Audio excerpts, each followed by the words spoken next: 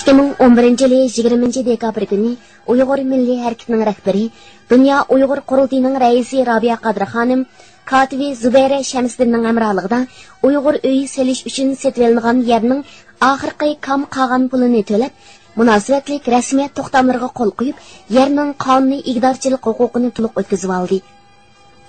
Bundan burun Washington shahar markazida Uyghur öyining ishxonasi qilish uchun yana bir öy setvelingan edi. Shuningdan, yaqinqi 3-4 yildan beri izchil chet ellardagi Uyg'urlarning diqqat e'tiborini tortib kelayotgan, hatto ba'zida turli talash tartishlarga sababchi bo'lgan Amerika poytaxti Washingtonda Uyg'ur uyi setib olish ishi oxiri g'alabalik tamom bo'ldi. Amerikada Uyg'ur uyi setib olish ishi milliy rahbarimiz Rabia Qadri xonimning bevosita tashabbusi bilan 2008-yili boshlangan edi. Dastlabki 2 yil pul yig'ish bosqichi bo'ldi. Bu jarayonda Rabia Qadri xonim o'zi bevosita Uyg'urlar o'tiraqlashgan har qaysi davlatlarga berib, Uyg'ur uyi qurishning zaruriyati, yana kelib dunyoning siyosiy markazi hisoblangan Amerika poytaxti Washingtonda Uyg'ur uyining echilishining Uyg'urlarning navbatda elib berayotgan siyosiy da'vo ishlari uchun qanchalik muhimligini Uyg'ur jamoatiga tushuntirib, Norvegiya, Germaniya, Shvetsiya, Gollandiya, Avstraliya, Turkiya, Qozog'iston, Amerika, Kanada qatorliq Uyg'urlar ko'proq o'ltiraqlashgan davlatlardagi Uyg'urlarning 300 ming Amerika dollaridan ko'proq pul yiqqan edi. Biz bu vaqtdagi tafsiliy ahvollarni egallash uchun Rabia Qadri xonimni ziyorat qildik. Yani ağınım hem de ko'ringlar, mushu ash daryodan tortib yerlarni ko'rib, o'zimninki vatanda men 6 oyda cho'ng'ilgan qanasini qanchalik go'zalligini siz elining kang saylarini men aylanib ashlarni shunda seg'indim. Meshay kelib ko'z oldimga ash qanas daryosi, 6 oydagi ertish daryosi, endi elining yo'liga bag'ichi bo'g'a orliqdiki kang saylar ashundaq ashu tim tas ko'llar ko'z oldimga kelib ketdi. Men dedim bu güzel bir yerken jiq pulumuz mu yok bir yana aladigan, lekin jiq pulumuz bo'lmasmi az pul bilan men mishani qo'lga keltirishim kerak. Mishani olay Sharqi Turkistonning yoki Uyg'uristonning aşı ziminiga yana mushu 109 mo'ya qo'shilib yana bir ko'paysin. Vatan ichidagi, vatanimizdagi ziminning, vatanimiz teshidagi musofirlarning olgan zimini mangulik uningga qo'shiladi deb o'ylab men mishani elishni qaror qildim. Yani setib olish jarayonida men shunday o'yladim. Hammasi dedi, nimishqa bu Clinton degan yerdan olasiz, Fairfax'tan olsangiz bo'lmamdi, Washingtonning ichidan olsangiz bo'lmamdi dedi. Men bundaq yani undaq bu bahada uylardan olamaydım. Şu bu azam bahada shunday bir go'zal malining qo'lga kelib qilishi bu Uyg'urning bir omiti deb qaradim. Shuning bilan bu yer setib elindi. Men bu yerga sabtashlarim bilan maslahatlashib, nimani qurishni o'ylashdim. Avvali Uyg'ur maktabi. Ana tilimiz, dinimiz, madaniyatimizni o'rganadigan, bolalarimizni Uyg'ur petim saqlab qoladigan Uyg'ur maktabini selish ham hozirgi bu uydan maktab qilib foydalanib turishni birinchi maqsad qildim. Ikkinchisi masjid selish. O'zimizning Uyg'urlarning masjidi bo'lish. Ham o'zimiz cuma kunlari, boshqa vaqtlari, bayramlarımızda özümüzün məşidimizdə sözləb özümüzün məşidimizdə namaz oxuş, bizning Uyğur bir məşid payda olsun. Onun üstüge vaqf payda olsun.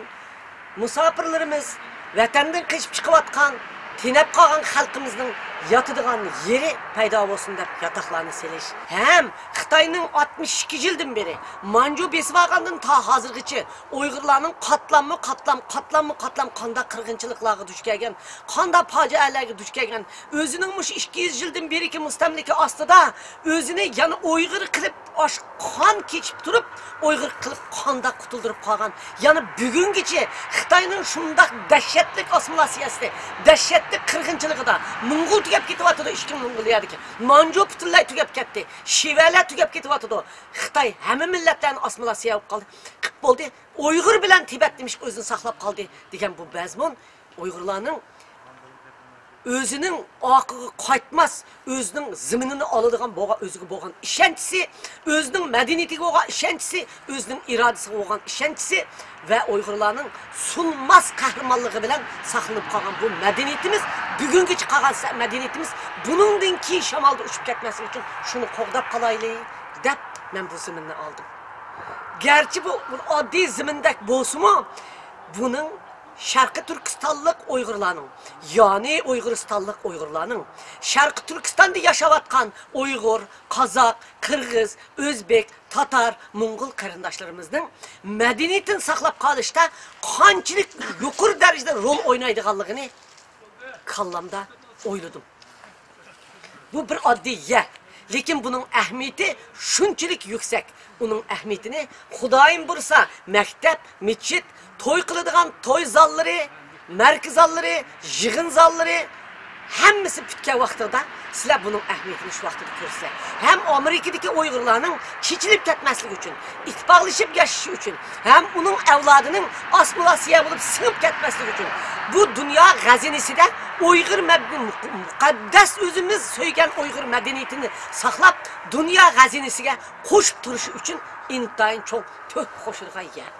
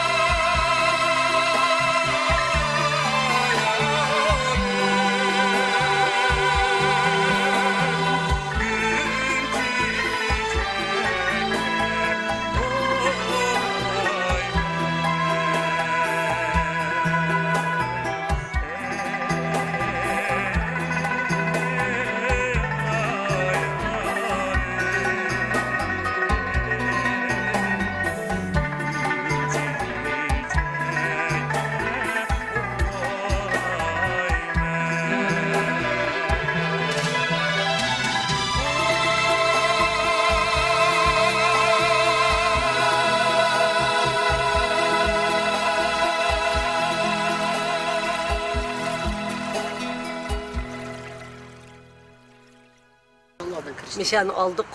Xuddi men Sharq Turkistonning qo'lamga olgandek xo'sh bo'lib ketdim. Uyg'uristonning qo'lamga olgandek xo'sh bo'lib ketdim. Endi mening xo'sh bo'ladigan vaqtim emas hozir. Lekin men shu keçip chiqqanmish Amerikadagi musafir qarindoshlarimning yig'ilib o'tirib gaplashadigan choyxonasi bo'ldi. To'y to'kin qiladigan zallari bo'ldi. Butun dunyodagi Uyg'urlarning Amerikada bir vakillik, bir markaziy siyosiy byurosi mishadi bo'ldi.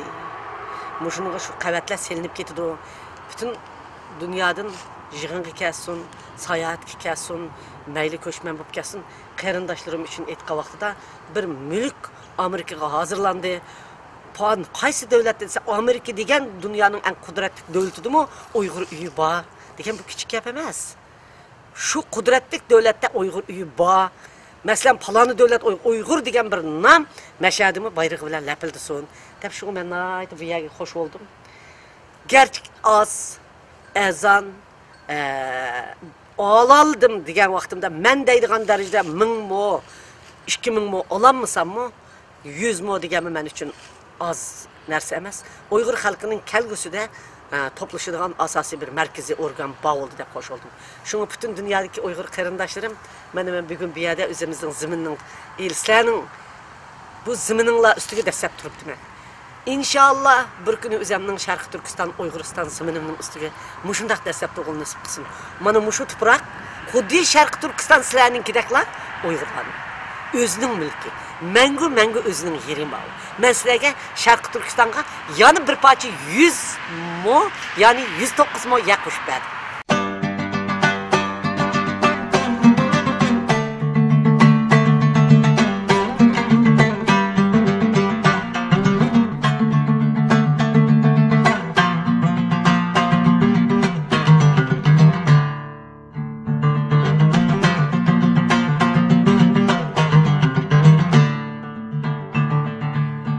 Bu insan el qatarı yaralgan Elmi sahtın çoğun mütiversan algan Rızkımız mu kenzimin qatar algan Ey ademler, braderler Yolimizni içinla çok osmanlar Dert elemge yeni elem koşmanlar Yolimizni içinla çok osmanlar Dert elemge yeni elem koşmanlar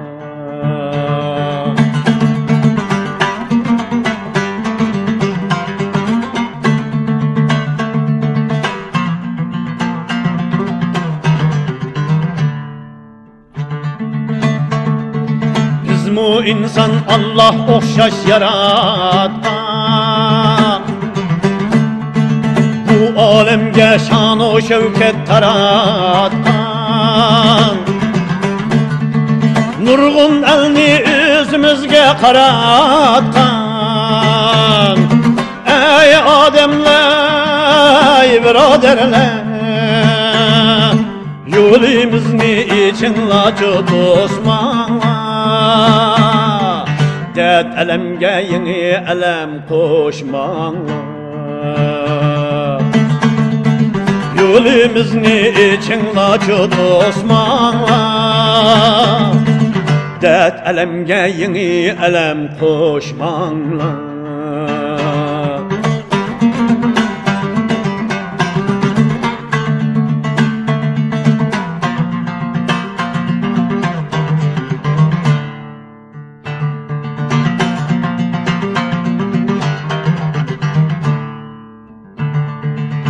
Bu insan hürlük için atlıgan Horluq elem dilimizga patmıgan